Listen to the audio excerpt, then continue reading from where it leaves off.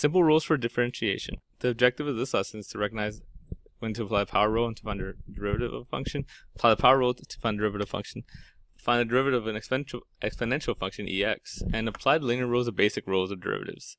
So in the last video we talked about what a derivative is, right? So the two main things we want to think about in this class is slope of a tangent line. So if I give you a graph like this, you could find that if I want the derivative at a point like 3 here, what you do is you go up there, draw a little tangent line. That's not bad. And then you find the slope of it, right? Using rise over run. That's what we did last class. We did the slope of a tangent line. Also means the derivative also means instantaneous rate of change, and also means like limit of a difference quotient. That's when we did this formula. The limit as h approaches 0 of f of x plus h minus f of x all over h. Right. So those are the two ways to do the derivative. In this lesson, we're going to show you the easy ways to do it. Now, before we do that, let's talk about all the different ways we could take a derivative. So let y equal f of x be a function, and let a be a constant. Right, so if you see this notation, f prime of x, that means take a derivative. Right, f prime of a, that means take a derivative and plug the value a in. A lot of times I'll say, I'll say the function y. A lot of times I'll say y prime. That also means derivative. Right, if you see y prime with a, that means take the derivative, plug a in. Right, these all are just symbols for take a derivative. The more fancy symbols, derivative of y with respect to x. So the little WRT here is with respect to. With respect to. That's just talking about what variable you're talking about. So I'm going to take a derivative of a function like y equals 3x squared plus 4 with respect to x. So we're talking about taking derivative of x there. So the derivative of y with respect to x, the way it's written. This is the same thing, but now afterwards you plug in your value for x. So you take a derivative, plug in x. And then this could go for any function, right? Derivative of f with respect to x. I could put derivative of y, derivative of z, whatever, with respect to x. So all these things all mean the same thing. So if you see any of those, it means take the freaking derivative. Note by itself, if you see d of dx, that doesn't mean as a fraction, this means take a derivative. That's all it means. Right, so that's the thing. dy dx is a derivative function, blah, blah, blah. So like this is a derivative function, like that's an actual derivative. This says take the derivative. Slight difference there, right? They're saying, hey, the derivative of your answer is this. This says, hey, do the derivative. So let's actually go with the actual power rule. So here's the power rule, also known as the easy way to take a basic derivative. So if I give you a function xn, the power rule is simply bring the power down and subtract 1 off. Like that. So if I give you x squared, from it, the derivative, if that's y, the derivative that's going to be, bring the 2 down, subtract 1 off. Like that. And if you actually look back through the work, I don't have it here, but every time we took a derivative, that's all it was. The answer was always just bring the power down, subtract 1 off. I know, I hear you guys getting mad. It's a process. We have to learn the hard way. Anyway, warning, this does not apply to this, right? So notice how this has a function inside of it. This is a composition of functions, this f of gx stuff you guys love so much. The power rule doesn't apply for that. We're actually going to talk about that. It's one of my favorite rules of calculus. And that actually is my favorite rule of calculus. But we'll talk about that in a future lesson. So we're just working with basic ones right now, because this is not a power rule. So this is our first one. Given f of x equals x cubed, find f prime of x, then find f prime of 2. Right? So first let's apply our power rule. So the derivative of this, f prime of x, we're just going to bring down the power and subtract 1 off. So 3x squared. Now they want f prime of 2. Look how easy that derivative was, by the way. So easy. Now let's plug in 2. So that's all that means. So 3, 2 squared. Know our algebra, we do this first. So that's 4. And 4 times 3 is 12. So that's it. Right? That's the slope of the tangent line of this function at 2. That's instantaneous rate of change at 2. That's our derivative at 2. So that's a basic power rule. The easy way to take a derivative of the power. Again, notice it only works for functions, for power functions, right? X to the n powers. So we're not talking about e to the n. We're not talking about other things. We're not talking about this. Right? That's not a power function. Power function is only something with the base of x and the power of a constant. So let's talk about some other easy rules while we're at it. So first one, it's a kind of constant rule. What if I give you the function is y equals 3? Well, the derivative of that is just 0. Always. If I give you a constant, the derivative of that is always just going to be 0. Lots of ways why is this true. One way if you just look at the graph, right, y equals k. That's my x, my y. I know, such a pretty graph. Let's say it's k or 2, right? Remember, it's a horizontal line, and the slope of a horizontal line is 0. So that's one reason why it's true. You can also think about it this way. Y equals 3, x to the 0 power. If you bring down the 0, you get 0. Right? And then 0 times anything is 0, so 0. So lots of ways. But that's good to keep in mind is, remember, the derivative constant is always 0. So derivative constant is 0. Probably the best way there. What if you have a constant in front of a number? So like, let's get to the one we did earlier, right? X cubed. And let me put a number in front. Let's put like a little 2 right there. So what does that do? Nothing. When you take a derivative, just leave a constant there. Do what we normally do. Bring the 3 down, subtract 1 off. So it's 3x squared. So now you can multiply them. 6x squared. Right? That's the long way of doing it. Really, just if I give you something like this, 3x to the 4th, I just bet you go bring it down, subtract 1 off. So 4 times 3 is 12. X to the 3rd. Man, isn't taking derivative easy when it's power rule? No more limit stuff. Anyway, that's some of the basic ones. Let's go over a few more. The addition rule, very simple rule. Addition or subtraction rule. That basically says this. If I give you a function, let's say 2x squared plus 3x plus 4. Right, now they're all being added. Let's make this negative 4 because it doesn't matter. It can also be subtracted. How do you take the derivative of this? Well, you just take the derivative of each one separately. That's all it says. So derivative of this one, right, bring it down, subtract 1 off. So that's going to be 4x. We haven't talked about this yet. I'm going to talk about it right there. But here's a quick intro. Derivative of this is just 3. Drop the x. I'll talk about it more in a second why. And remember, the derivative constant we talked about this is just 0. So that's my derivative. Right, so that's addition rule. Just if you're adding more than one function, just take the derivative of them all separately. So let's talk about the rule I just talked about. Right, I call it the linear rule. It's kind of weird for most people at first, so I just kind of make it its own rule. That's why you don't see the fancy writing on it. I just made it myself. So let's say I give you y equals 3x. The derivative of that is just 3. And they might say why? Well, remember it's 3x to the first power, right? So you bring the 1 down, subtract 1 off, and look what you get. You get 3x to the 0. Anything to 0 power is just 1, so you just get 3. Right, so that's the rule. The rule is if you have y equals kx, the derivative is just going to be k. So keep that in mind. Now there's the one rule I forgot to put on here, so I'm just going to write it in myself, and that's the e to the x rule. How you take the derivative of e to the x. It's actually in your formula sheet. And I forgot to mention that. It should go up. This rule right here is straight from your formula sheet. So the power rule is on there. These rules are not, because they're so simple, like they expect you to know how to do the basic ones. But the power rule is on there. E to the x, which I forgot to copy down, is on there also. And why am I going this over right now? Because the e to the x is the easiest derivative in the world. It's just e to the x. That's all it is. If you want to take the derivative of e to the x, you just copy it down to the exact same thing. Now eventually we'll learn some special ones with the stuff up here, but for now, for the next few videos, e to the x is just e to the x. That's the derivative of e to the x. Okay, so let's do some examples, because that's the best way to learn how to do this. Let's take a derivative with respect to x. So this first one, right, this is my function. Let's take a derivative, bring the 2 down, subtract 1 off. Over here, right, remember this is the rule I just talked about. If it's 3x, you just drop the x. And then there's a minus 5, it just goes away. So that's my derivative. Here's a fancy one. How are we going to do this? Remember last time I said that's not a power rule. There's something inside, you can't do it. So what do we do instead? We distribute. Right, only way to get around this right now is you have to distribute. So I should multiply it out. Remember guys, this is not, please don't make me hurt you. This is not this. Oh, I hate this. Right, it doesn't work that way. There's a minus and a plus there. It doesn't work that way. You have to multiply it out. So if you multiply this out, 5 times 5 is 25. Negative 5x. Negative 5x. Plus x squared. 25 minus 10x. Plus x squared. Now, here's the problem that happens a lot. People are like, oh, did all that stuff? I'm done. You're not done. You just did algebra. Congrats. You did something people could do when they're 12.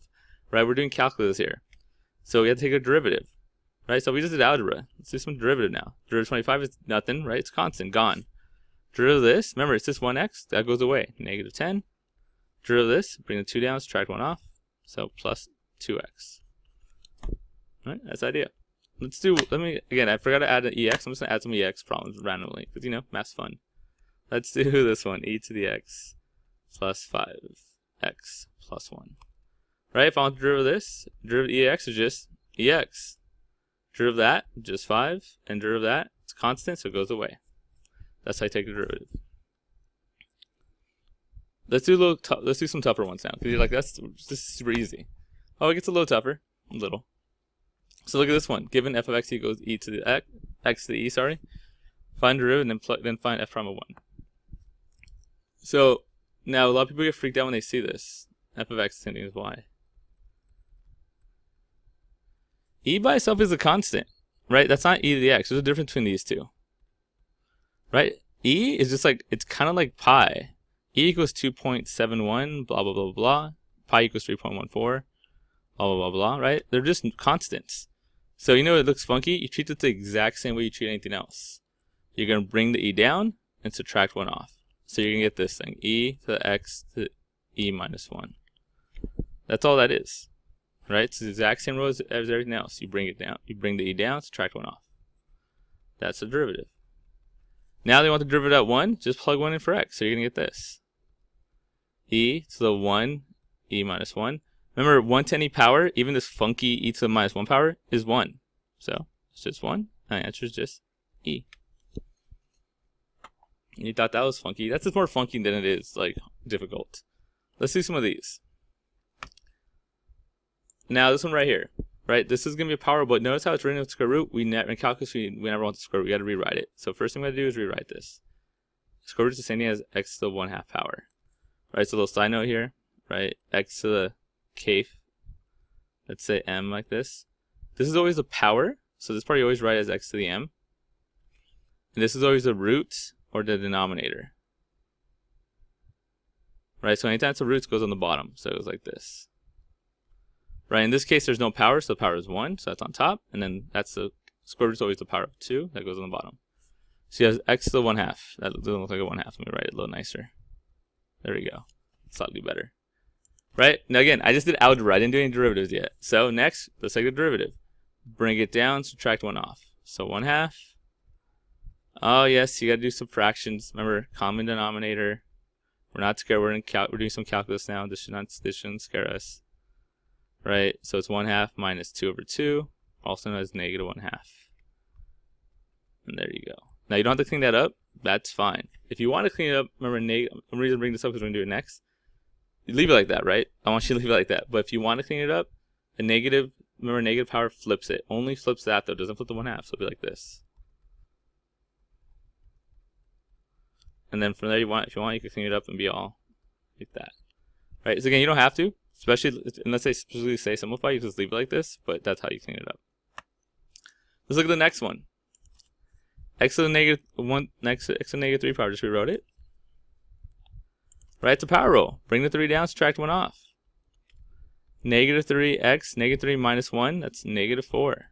There you go. Again, you don't need to simplify unless they specifically ask. You are done. Now, if they do want you to clean it up, just bring the x to the bottom, right? This flips.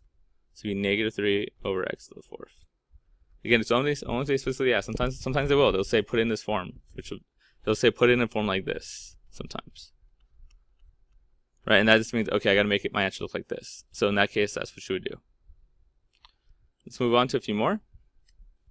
Again, we have to rewrite this. Remember the way this works, that goes on top. That's a power. Power is on top. And that's a root, so it goes on the bottom. So again, you just rewrote it.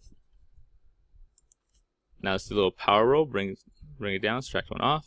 2/3 x, this is 3 over 3. So it's negative 1/3. Again, let's say specifically asked, you're done. Otherwise, you do this. It's a 3. 1 over x to the 1/3. If you want to write that nicer, it'd be like this. That's not much prettier, but whatever.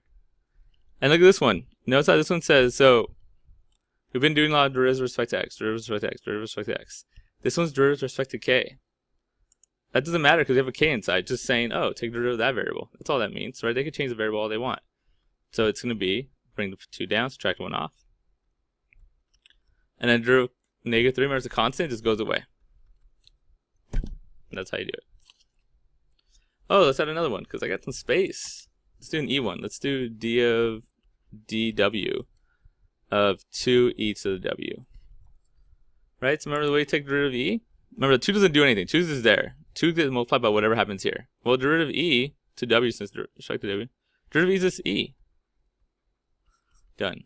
Look how easy derivatives are of e. Let's do a few more. So right here, another one I'm trying to just mess with you. Right, derivative of this stuff with respect to y, notice they're all y, so it doesn't really matter. So let me write it so we can see a little better. We want to take the derivative of this with respect to y, so we just take derivative like normal. Now this is going to freak people out. Now remember, if you know how to take the derivative of this, you know how to take the derivative of this, right? Derivative of this is just 3, because there's only an x to the first power. Same thing here, so y to the first, that just goes away. So it's just pi. Pi is a constant. Derivative of this one, power rule, bring it down, subtract 1 off. So minus 3y squared. Now look at this next one here. They want to take the derivative with respect to z. They give you this. So let's maybe rewrite it a little bit so we can talk about it. Now we haven't talked about how to do with the things on the bottom. So what we do not do, you don't take the derivative top and bottom. It doesn't work that way. What we can do with the stuff we have now is you can move this up. Later on we'll learn a rule where you can actually take derivatives of dividing things, but for now all we know is move that up so we get this. And again, I just did algebra. I haven't taken any derivatives yet, so hold your horses. Now you can take a derivative. Bring this down, subtract 1 off. Negative 4z to the negative 3. Again, that's fine unless you want to simplify it, or they ask you to simplify it. But this is fine. Wait, negative 3 I said. Okay, close enough. Okay, this one, right, we talked about this one a little earlier. If I have this, the only way we know how to do it right now is to distribute and then take a derivative. So do some algebra first. 3x squared plus 2x minus 9x minus 6. So 3x squared minus 7x minus 6. Again, I just did some algebra. Let's take a derivative. So now for f prime of x, let's take the derivative of each one separately. Right, so this goes down, subtract 1 off, 6x. Derivative of this, right? Remember, it's just an x, it goes away. The x goes away, not the number, sorry. And then the derivative of that one's constant. The derivative of constant is always 0. So take derivative of that, right? So just distribute and then simplify. Let's go again to some slightly tougher ones. Let's look at this one, right? Remember I talked about earlier, we don't know how to take a derivative when you're dividing yet.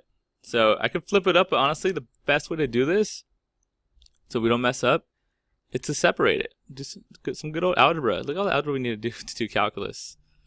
That's actually where a lot of people mess up. It's not the calculus, it's the algebra. Right, so you can separate it. You can split them up. And then like this simplifies to do x squared. And then this simplifies, right, to be negative 3x. And again, keep in mind, you haven't done any derivatives yet. You haven't brought anything else, subtracted 1 off, right? You just did algebra. So there's still an extra step. So many people just stop because they think that they did some math that they're done. Y prime, take a derivative.